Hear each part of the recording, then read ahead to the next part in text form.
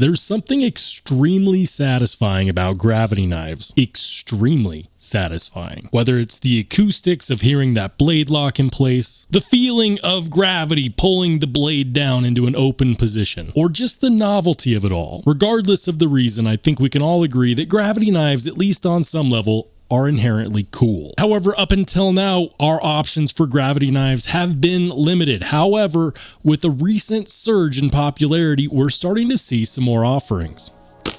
Today, we're going to be talking about one such offering from Remette. Let's go ahead and check out the Remette RT Swordfish.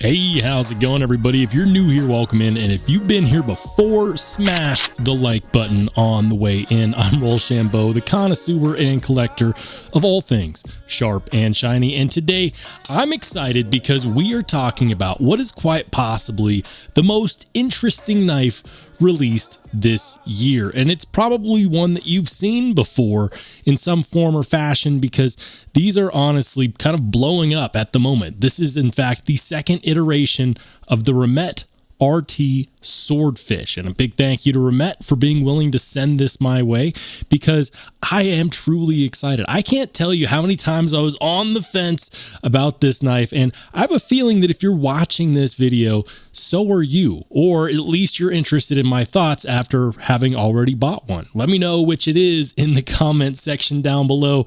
And guys, this one is exciting for a number of different reasons, mainly because of the insurgence in popularity for gravity knives. And I'll admit, I have also fallen for gravity knives. It's different, and it's not like what we already have out on the market, which I think is kind of exciting to talk about. So often I get in this realm of talking about the same things over again, frame locks and liner locks and all of the button locks. And so it is really fun for me to talk about a gravity knife. And man, I've got to say, I've had this one now for the last 2 or 3 days, and it's been living in my pocket ever since. And the reason has been because every time I go to replace it with something else, I just find myself missing this knife. And there's many reasons for that, and we're going to get into it.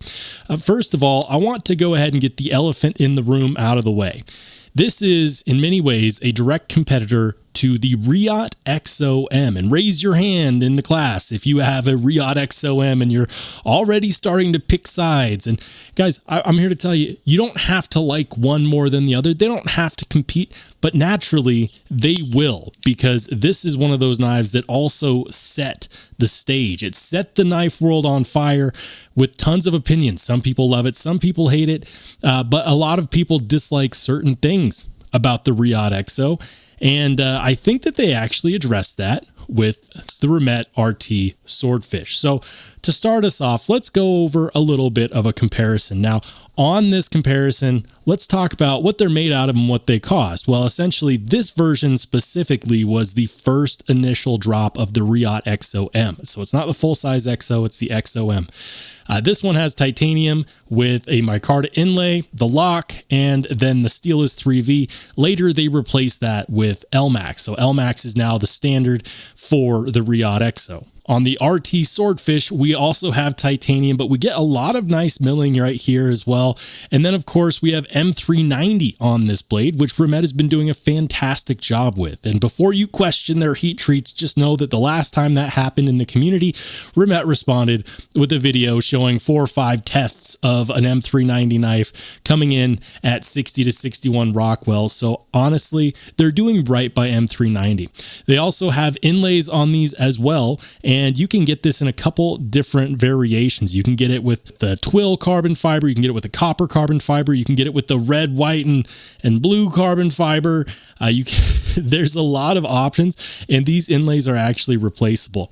This one has a 3D milled titanium pocket clip, and then the Reate Exo has a stamped or a bent style pocket clip. As far as the price is concerned, you can get this on Remette's website, which I will link below, for somewhere in the realm of about $273 with my discount code. And yes, if you use my link and my code, of course, it helps the channel, but you don't have to. And then, of course, with the Reate Exo M, this comes in around $285 in the latest configuration with LMAX. So we're looking at two premium gravity knives, and people are definitely picking sides, whether they realize it or not. And I'm going to be honest, I love both of these knives. I'm glad that I don't have to choose between the two of them, but if I had to choose between the two of them, which one would I pick? Honestly, if I had to, I would probably go with the Remette RT Swordfish, and let's go ahead and get into why. First of all, when I did my video on this knife right here, the Reate Exo M, people came in droves to complain about this. You hear that? People complained about it. They complained about the rattle. Oh my gosh, there's so much rattle. I can't live my life without thinking about the rattle. But seriously, I get it. Some people are OCD about things like that. Some people just aren't willing to accept that, and it drove some people insane. Now check this out. While there is a minimal amount of play, I would say less than what you get out of a microtech, ultratech, you don't get the rattle. No rattle. So if you're like so many others who were tired of all of the rattling from the Reate Exo, great news. The Remette RT Swordfish has you covered. Another reason why I actually prefer this is the level of detail in the milling. Look at the texturing on those handle scales. That is gorgeous. And this isn't the only texture pattern either. They have a couple different patterns for the milling on the handle scales, so you could really kind of pick and choose and get the right one. And you know what? Maybe you like this texturing, but you don't like this inlay. Again, you can replace the inlays. The inlay is a great opportunity for knife modders everywhere, and knife mod companies. Companies like High Grain Designs could very easily make some inlays for this, and they're not hard to switch out, guys. You just pop out these two Torx screws and boom, you're taken care of. Two Torx screws, and you can go ahead and swap that out with whatever inlay you want. Also, I like this pocket clip much better than the Exo. This is a milled pocket clip, and I actually think that initially they didn't come with a pocket clip. I think initially they were just flat-sided, kind of like a candy bar profile. But I believe in this upgraded version, that's when we saw the addition of a 3D milled pocket clip. Other than that, it's a fully enclosed design, which is gorgeous. And also the level of innovation for this, that's fantastic. That is so simple.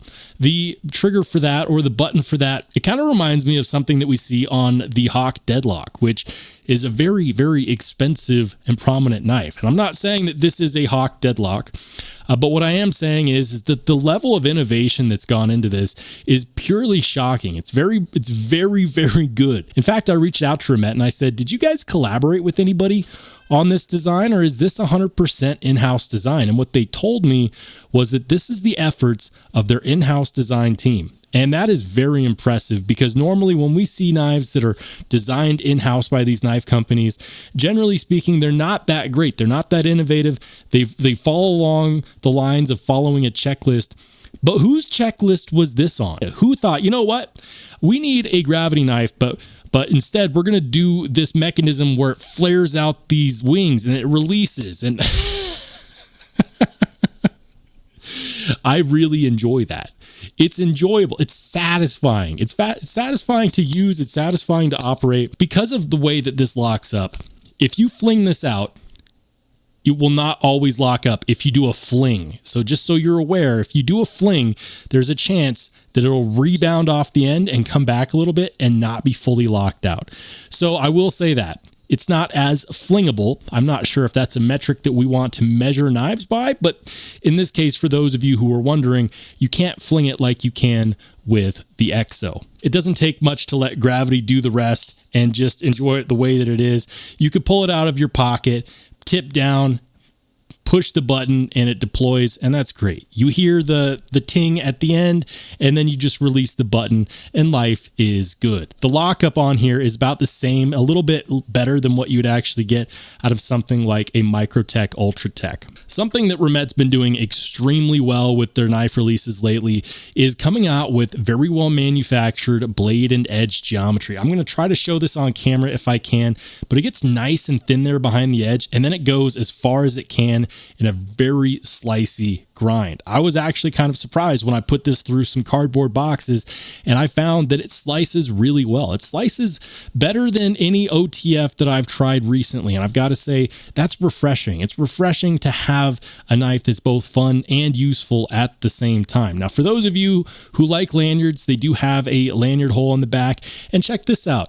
It doesn't go through the scales. It doesn't interrupt this beautiful milling right there. It goes through the tail cap. Perfect. Perfect. They didn't have to interrupt the design language for that at all. You'll notice that there is not much billboarding on this knife at all, and hallelujah, because it is such a beautiful design to be interrupted by any kind of billboarding. It says Remette right here next to the top of the knife, and then on the other side, it says M390 on this flat in very small letters. Other than that, we have this beautiful pearlescent finish on the blade grind, and then it has a horizontal satin finish on that small flat right there. Now, you might be wondering, well, what happens if it gets stuck halfway through? Am I going to be rubbing the edge of this blade against these wings? No, and the reason for it has a lot to do with the fact that everything is riding on that little tab right there on the bottom. So the blade actually never touches the wings at all. There's a little cutout right there. I'm not sure if you can see it. So I guess if you wanted to talk about blade centering, there you go. It's perfectly centered. Something I thought was kind of interesting is you could actually let it stop right here or a little bit farther out, and it will actually provide enough pressure for you to get a detailed cut, which I thought was pretty entertaining. Now, do keep in mind, it is not fully locked out like this, but if you need to do some light cutting and you just need a little bit of a blade, yes, it could in fact work. Now, you might be wondering, you know, amongst the heap of praise that you are singing about this knife, is there anything that you don't like?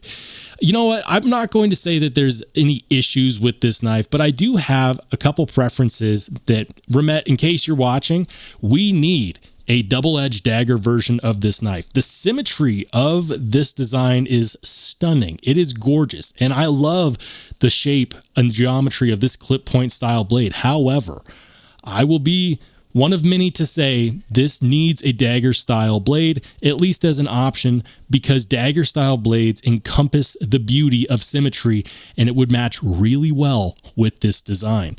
This is the second version of the Swordfish, and honestly, I think that it's so well done, it deserves a version 3. Aside from coming out with a dagger style blade, I would also like to see them move into other inlay options as well. For example, I think that a camo carbon fiber inlay would be gorgeous. I think that moving into fat carbon would be gorgeous. There's so many different opportunities. You could do a less expensive version with micarta. Of course, you could also please the people that love Ultim and come out with an Ultim version.